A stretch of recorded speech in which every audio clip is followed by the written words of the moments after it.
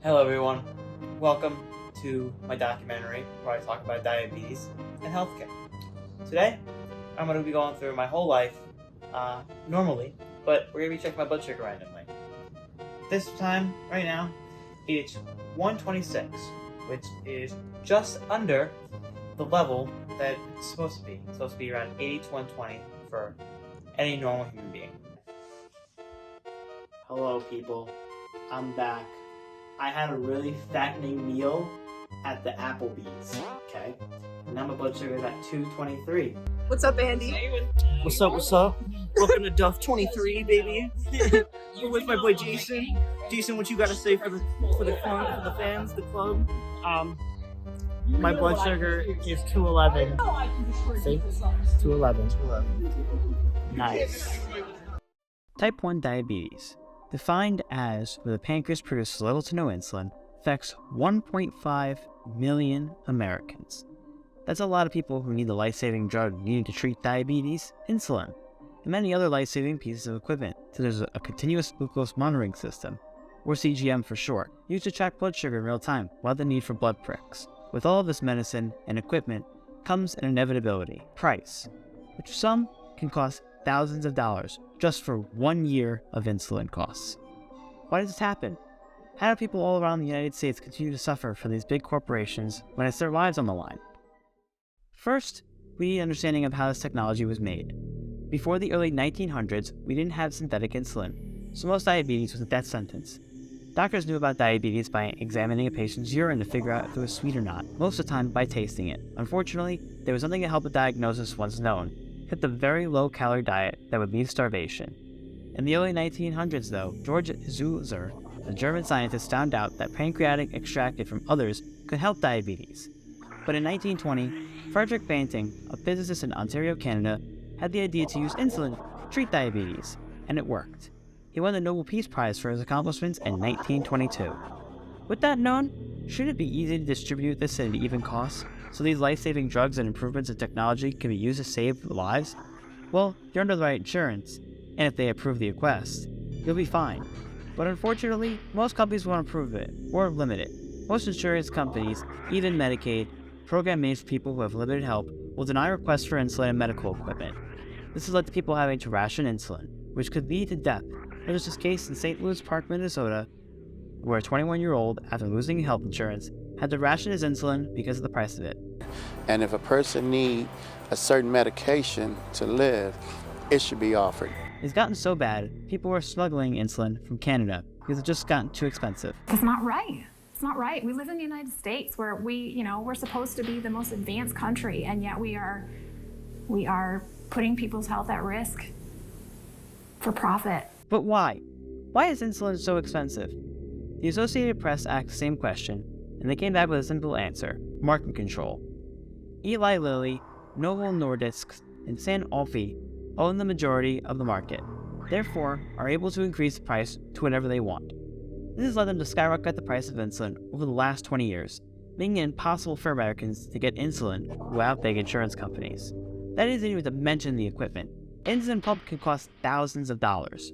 For an example, an Omnipod Dash, a pump released in 2019, costs about almost $700, and that doesn't even count the supplies of pods that are needed every month for $160. With insurance, if they accept you, you would only have to pay a copay, which is the amount you pay for a service done by the insurance, usually way less out of pocket. Insurance companies aren't really helpful though. I asked two people I know personally about the issue. My name is Michael Russo. I am 21 years old. I've been a type 1 diabetic for 10 years now, and I'm a musical theater major at DeSales University. Have you had any problems with insurance anytime with ordering diabetes supplies or anything like that? Yes, I have had issues with ordering diabetes supplies with insurance. My most recent big issue with ordering different types of insulin with my insurance company was my issue with my fast-acting insulin, which was my Humalog insulin. I had to make a switch over. I think I had to switch over to Novolog. My insurance company wouldn't cover Humalog anymore, which is a new policy of theirs, or they updated whatever they're covering. I'm not really sure because I've never had this issue before. And I've had the same insurance company as long as I've had diabetes. and the same kind of insulin, Humalog, but now they all of a sudden switched me over. Has there any been a time where you've had to call up the insurance and argue with them and talk with like representatives or anything? I haven't had to speak to them personally. My family has done our fair share of arguing with them. Specifically, my mom has done it. I have had to get into contact with different endocrinologists that were giving me a hard time with like fulfilling prescriptions, and also with the companies themselves. Like I have an Omnipod pump. Insulet makes Omnipod, and Insulet I had to call in order to get a replacement PDM for, at the time, the Omnipod 4. They would not give it to me. So for roughly maybe 9 months to a year, I couldn't have an insulin pump, and I was on only injections because also insurance was not going to give me a new pump yet, because I still had X amount of years to use this pump until they would give me a new one, almost like a phone upgrade. Thank you so much. Absolutely, thank you. Hi, I'm Nisha Ramchandani. I'm a pediatric nurse practitioner in diabetes. I've been working in diabetes for over 20 years, but I'm only 25. Yeah, I have my PhD in nursing research as well. Have you ever been any issues with fighting with insurance companies over like anything? Many, yeah. I was so exasperated with the insurance companies probably about 10 years ago that I just wanted to tell them, look, I went to school to learn how to prescribe. You won't let me prescribe what I want, then you do it. Why are you wasting my time sitting on the phone with you? They don't listen to the professionals. Have you ever had to fight an insurance company with a patient about, you know, what you recommend, and they say, we don't recommend this, we want to do this. They want to do something that you say, no, that would hurt them. No, that would be detrimental to their health. Well, I haven't got the no, that'll hurt them. I haven't gotten that far. But yes, probably about 50% of what I was writing for prescriptions, I'd have to get prior authorization. Like someone's been on the same insulin since they got diabetes, and suddenly it's not on formulary anymore. And the insurance company is asking them to switch it. They're basically making them switch it because they're refusing to cover the insulin that they used to be on. And it's possible to readjust, but if you find something that works, why do you want to be told that you have to switch just because the insurance doesn't want to pay for it?